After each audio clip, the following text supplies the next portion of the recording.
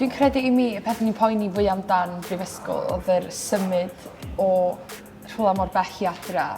Felly ni o Ynys Môn i Abertawe, oedd hynny yn ffactor enfawr achos diolch yn hawdd picad adra i weld mam am fel panad pen fi'n byw 5 awr i ffwrdd. Felly oedd hynny yn ffactor enfawr o ran methu pawb, a hefyd yr elfen o gwneud ffrindiau, oedd hynny'n poeni o ran be os y pobl ddim yn goffi, be os y pethau ddim yn mynd yn iawn. Dwi'n credu mai dyna be o'n i'n poeni amdan fwyaf.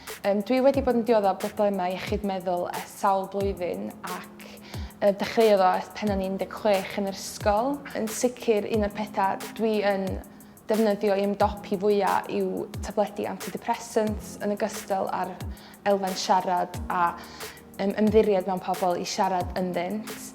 Ie, byddwn ni'n cytuno dy ti fyna. O'n i'n symud bant o mam a dad am y tro cyntaf, le o'n i'n byw dy mam a dad yn war a ni rown nhw trwy'r amser. A fi'n credu bod fi'n person sy'n offi bod rown pobl fyd. O'n un peth nes i rili stryglan da ers dechrau yn y brifysgol a nath rili cael fi lawr a fi'n credu yn sgil Covid ddath hyn, fi'n credu oedd Unigrwydd. Fi wastad wedi bod, pan fi'n gytre, fi'n dyn war neu fi'n dyn fam a dad.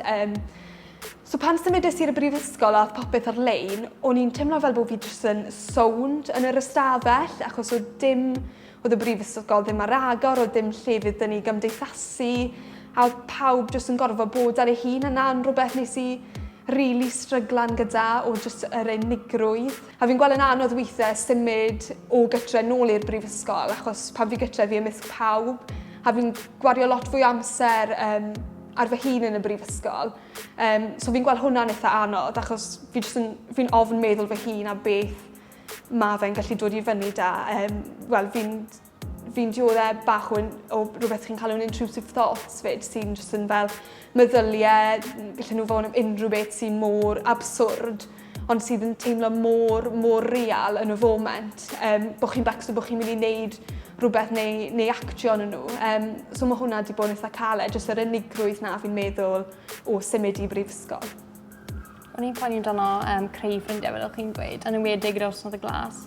Ond fi'n teimlo fel ar ôl dod i'r brifysgol, sy'n mynd rhyw fel pwysau wedi cael ei dod i arnau fi mas i fed ac yn y blaen. Ond dwi wedi fel dod o hyd i ffyrdd eraill o gymdeithasu fel gyda'r gymgym. Fel myfyrwraig sy'n newydd gorffen fy mlwyddyn gyntaf yn y brifysgol, dwi'n teimlo fod iechyd meddwl wedi bod yn rhan enfawr ohono i nifer o fyfyrwyr o fewn brifysgol Abertawe. Fel gan ystyried fy ffrindiau sydd o fewn y brifysgol, rydyn ni'n gweld fod nifer wedi gofyn am help yn ystod y cyfnodau anodd yma, fel gyda estyniad ar diwedd tymor gyda prosiectau neu gorfod mynd i siarad gyda conselydd ac yn y blaen. A dwi'n teimlo fod yna iddyn nhw fel ffrind wedi bod yn help mawr iddyn nhw. A mae jyst cymaint o bwysau arno fe fi'n meddwl. Ie, fatha peer pressure does. Come on, fi newydd orffan cyfnod efo therapist a un o'r pethau oedd hi'n siarad amdano o dysgu i actually dweud na. Mae rhaid i chi jyst derbyn, da chi ffili wneud popeth, ac jyst derbyn pwy ydych chi am nawr a mi fydd pethau yn gwella.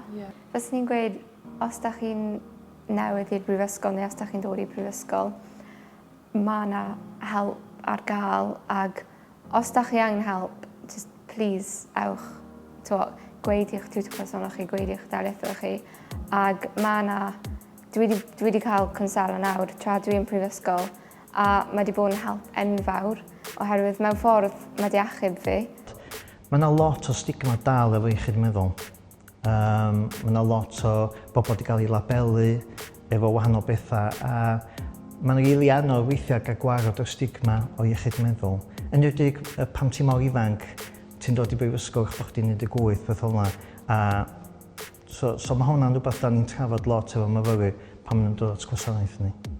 Dros y cyfnod ers o'n i'n 16, dwi wedi cael sawl gyfnodau o cwnsela lle dwi wedi gorfod mynd at gwnselydd a siarad amdan fy mhroblemau a mae hynny wedi bod yn hynod o dda i fi o ran fi iechyd meddwl. Dwi'n meddwl bod e'n bwysig i bawb deall fod iechyd meddwl yn broblem enfawr ar hyn o bryd ymysg myfyrwyr er enghraifft a hyd yn oed bobl o bob oedran. Mae'n bwysig ystyried bywydau pawb, a beth mae pawb yn mynd drwyddo. Yn Brifysgol Abertawe, mae nifer o fyfyrwyr ryngwladol. Dwi'n rhan o'r gymdeithas gorawl a dwi'n ystyried fod nifer o fyfyrwyr ryngwladol yma yn chwilio am cysur a ffrindiau ac yn y blaen. Felly mae'n bwysig ystyried fel maen nhw'n teimlo am dod i wlad newydd.